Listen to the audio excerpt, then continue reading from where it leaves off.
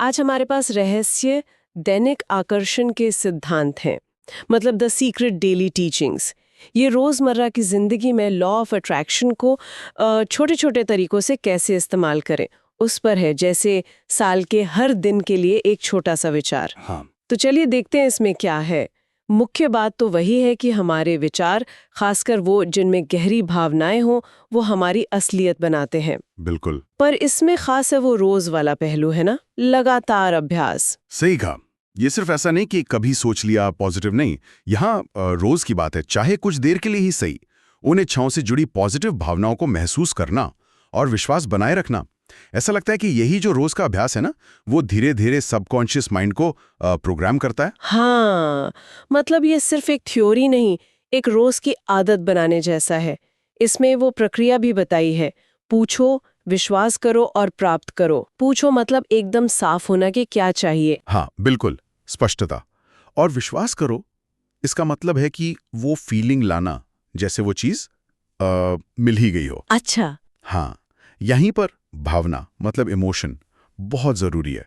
सिर्फ सोचना काफी नहीं, बल्कि वो खुशी, वो राहत, वो संतुष्टि महसूस करना पहले से। और फिर प्राप्त करो, वो कैसे? वो है उस अच्छी भावना में बने रहना, कृतज्ञता के साथ, ग्रैटिट्यूड। ग्रैटिट्यूड, हाँ, इस पर तो काफी जोर है इसमें।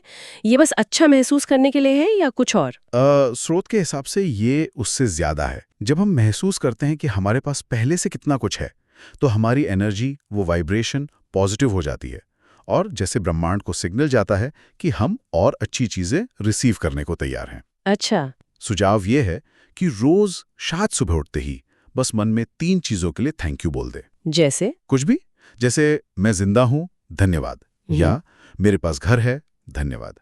बहुत छोटी चीजें भी। आसान लगता है, पर रोज करना शायद असरदार हो। हाँ, रोज करने से। और भविष्य के लिए विजुअलाइजेशन मतलब दृश्य कल्पना, वो मुख्य तकनीक है। हाँ, वो एक बहुत शक्तिशाली तकनीक बताई गई है।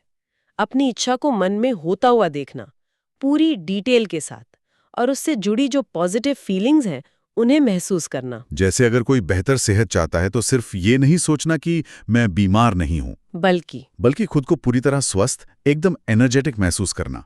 वो काम करते हुए देखना जो वो स्वस्थ होकर करना चाहेंगे, पूरी शिद्दत से। लेकिन वो नेगेटिव विचार दिन भर में आते तो हैं, ये मुश्किल है या शायद नहीं होगा, उनका क्या? हाँ, वो तो आएंगे ही। तो स्रोत का नजरिया इसमें बड़ा प्रैक्टिकल है। वो कहता है कि उनसे लड़ो मत। अच्छा। बस जैसे ही पता चले कि नेगेटिव सोच रहे हैं, ध्यान हटाओ, तुरंत किसी पॉजिटिव चीज पर ले जाओ, विचार को बदलो। मतलब जैसे मन में आया पैसे कम हैं तो सोचो पैसा मेरी तरफ आ रहा है, या जरूरतें पूरी करने के रास्ते मिल रहे हैं। ध्यान बदलना, एक तरह से रीडायरेक्ट करना। ये तरीका तो जीवन के कई हिस्सों पर लागू हो सकता है, फिर रिश्तों पर भी। हाँ बिल्कुल, रिश्तों में जैसे दूसरों की कमियों पर फोकस करने के बजाय उनके अच्छे गुणों को देखो, उनको सराहें। कहा गया है कि इससे रिश्ते बेहतर होते हैं। और पैसे के लिए भी एक अलग सोच, उसे एनर्जी का फ्लो मानना। एनर्जी का फ्लो कैसे? मतलब जब खर्च करें तो कमी महसूस न करें, बल्कि सोचें अच्छा है मैं ये दे पा रहा हूँ, या पैसा आता जाता है और मेरे पास और आएगा। ये वाली मानसिकता। हाँ, स्रोत कहता है और पैसे को आकर्षित करती है। दिलचस्प है ये। और आत्म प्रेम, सेल्फ लव का भी जिक्र है।